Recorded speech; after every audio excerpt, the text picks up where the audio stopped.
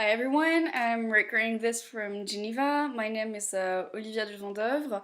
As you might tell, I'm French and I'm currently interning at the UN, more specifically at the International Labour Organization, the ILO. I've been interning there for 6 months now, and my internship will end within a week. And after that, I'm gonna start a contract.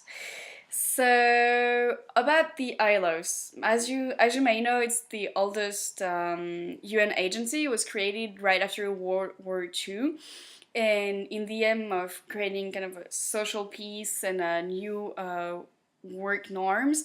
So it has a particular tripartite approach, which means that once a year during the International Labour Conference, it gathers governments and employers and workers' representatives to discuss and adopt new rules, laws, and norms about labor and about subjects related to labor, like social protection.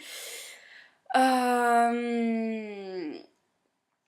so about the recruitment process, the ILO has generally three recruitment sessions a year in January, May, and September, if I'm right.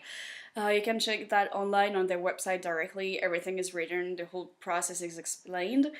So you can apply to offers through the roosters directly. They just publish the offers and you just answer with your online curriculum. And then they can call you if you correspond to the profile they're looking for.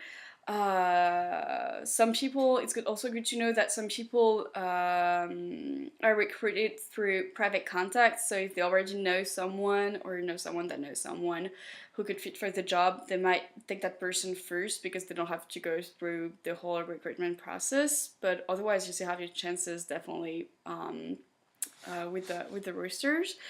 Also, good to know for guys, at the LO you have 70% of women, so as they promote diversity, you might have more chances to get recruited, plus work with a lot of women. And of course, if you come from a developing country, you have more chances to enter the ALO because I think they only have 20% of the interns coming from developing countries, and they're trying to hire more people from developing countries.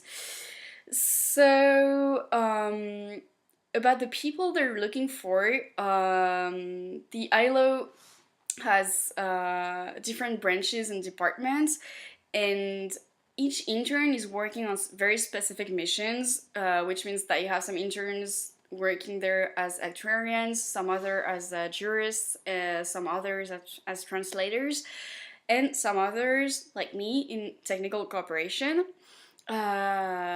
In my case, I was working in the social protection department of the ILO. So I was given very various missions, from publications to background research, writing documents, take care of day-to-day operations, to send experts on mission, and so on. So they were looking exactly for someone who had like an academic background in economics and in international studies. Plus, they needed someone who was knowledgeable in social protection, and more specifically in who was able to know a little bit of the French social protection system. And finally, they needed someone who was trilingual in French, Spanish, and English, because I had to deal with people from more or less all over the world, and a lot of people from Latin America didn't speak English and so on. So they really needed someone who was trilingual. So I'm telling you this just to illustrate the fact that you actually need to have a specific profile that perfectly fits their needs, since the missions are very specific as well. But the thing is, once you put your resume on the rooster, even if it's not for the mission you applied to, you might have someone else who calls you for another mission because they found your resume relevant. So that's always good to know as well. About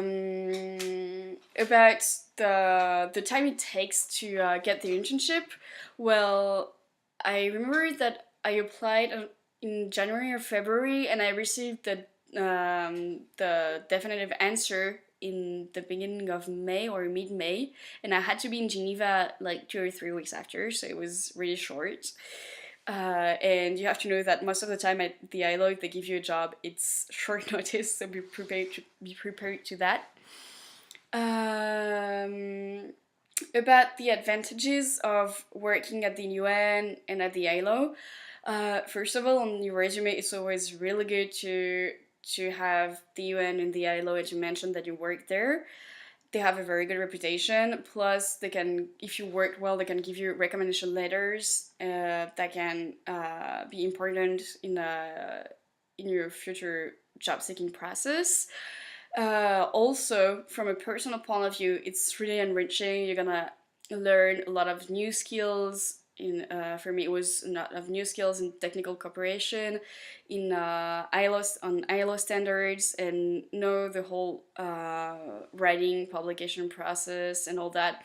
And finally, it's really valorizing when you work on a mission and that you know that it has a political impact. For example, I had to design and take care of missions where we're sending French experts in developing countries on their request to help designing their new social protection schemes.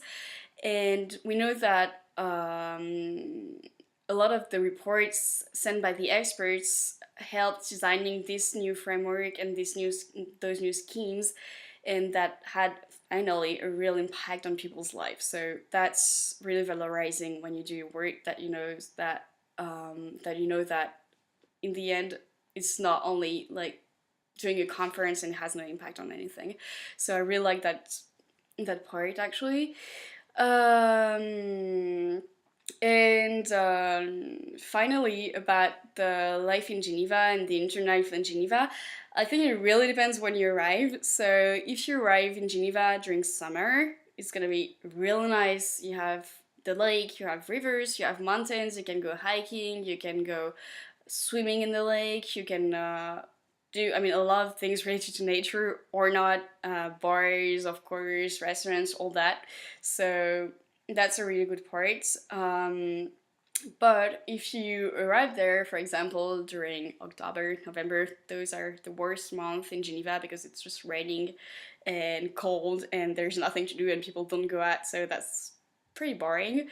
And then if you arrive during the winter period, I mean, it's perfect if you like skiing because you have ski stations everywhere and you have mountains everywhere, so you can go skiing and all that.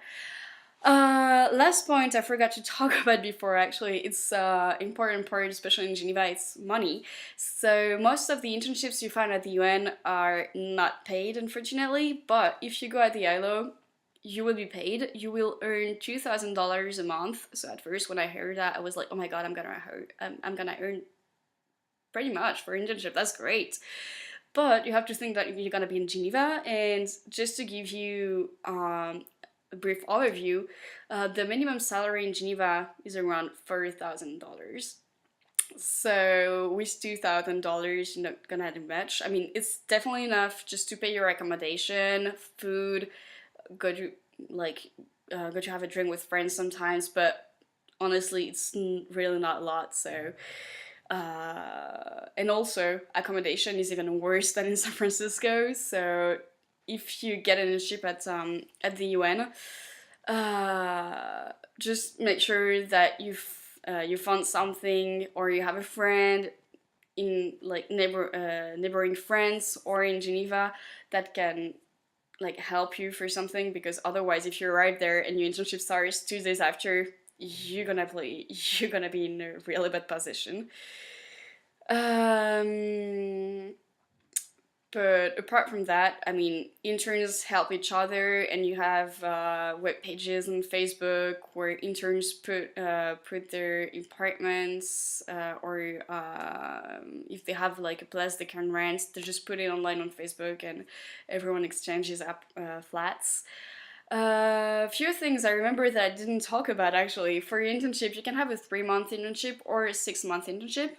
Mine was 6 months, and seriously, don't plan to write your thesis while you're doing the internship. This is nearly impossible. So if you have a 6 month internship, you need to have an extension. Absolutely. I mean, otherwise you're just gonna be like freaking out, and you won't have any time to do anything. You won't go out. You won't do anything. You don't even have the time to be sick. So otherwise, if you have like a 3 month internship, you can do it, but just be careful because, I mean, you're not gonna have a lot of time for research.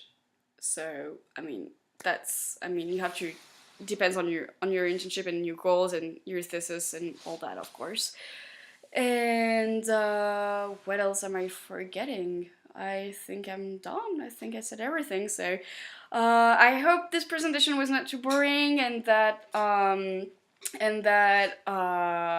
you will want to work for the ILO maybe, and want to go to Geneva.